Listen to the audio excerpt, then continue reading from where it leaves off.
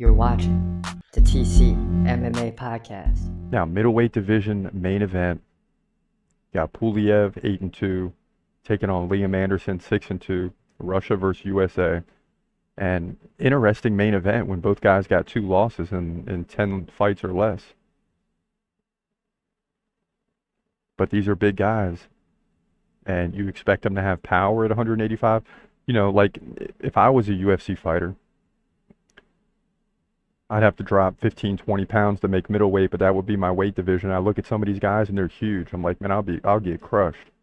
These guys are big at 185, man, and they have power. So I expect this one to be a great fight that doesn't get outside the first round. But let's get into it right now. In the middleweight division at Dana White's Contender Series, you got Andrey Pulyaev taking on Liam Anderson. This is your main event once again. Pulyaev 8-2, Anderson 6-2. So both guys, you know, have won the majority of their fights, but have 2 losses on their resume. Let's begin with Andrey Pulyaev. Guy's 26 years old. We don't have a height anywhere on this guy.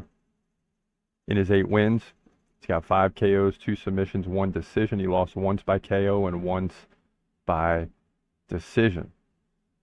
Most recently fighting out of Flamenco Fighting Championships 9, you know, so not a big promotion to say the least. He's won 4 in a row though. Last loss was March of 2023. Liam Anderson, aka White Widow, in his 6 wins, 2 KOs, 4 submissions. So when he wins, he finishes people. Okay, much like Pulyaev, Anderson has lost once by KO and once by decision. His last loss was 5 fights ago. So these guys are almost exactly the same, except the difference is Anderson is fighting out of LFA in 3 of the last 4 fights, and has won all of them. His one loss, or his last loss, was in July of 2021 at Cage Fury Fighting Championship. So the guy has some experience coming in. That lets me know, I like to see him more active, but at the same time, he's got more experience in the promotions that he's fighting in. Now, Pulyaev is Russian, so he's had some good competition as well. Even those regional circuits are pretty good, right? Whoever comes out of them ends up being really, really good. But I'm just not sure Pulyaev is going to be the guy coming out. I think Liam Anderson in this one is going to win. Will he dominate? I don't know, right? But I like the fact that he's fighting out of LFA and Cage Fury. So to me, that gives him more experience. He's got the edge here. And because of that, in my opinion, I believe he's going to win this fight to move to 7-2. Will he get the contract? That will depend on if he gets the finish. At the time which his fight takes place, you're going to have 1 or 2 middleweights already signed.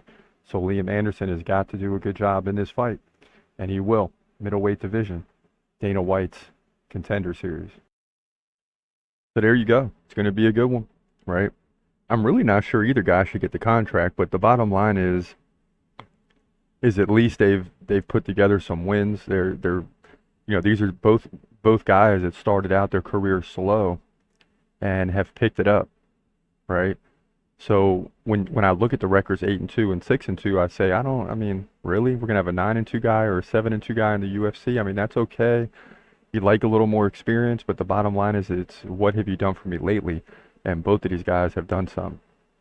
So the winner deserves to get into the UFC. And that rounds it out for week 3. And then we got off Saturday, and then we got 2 Contender Series in a row before another UFC event. So this thing is getting ready to be front and center, and these next 2 weeks are going to be fireworks for real.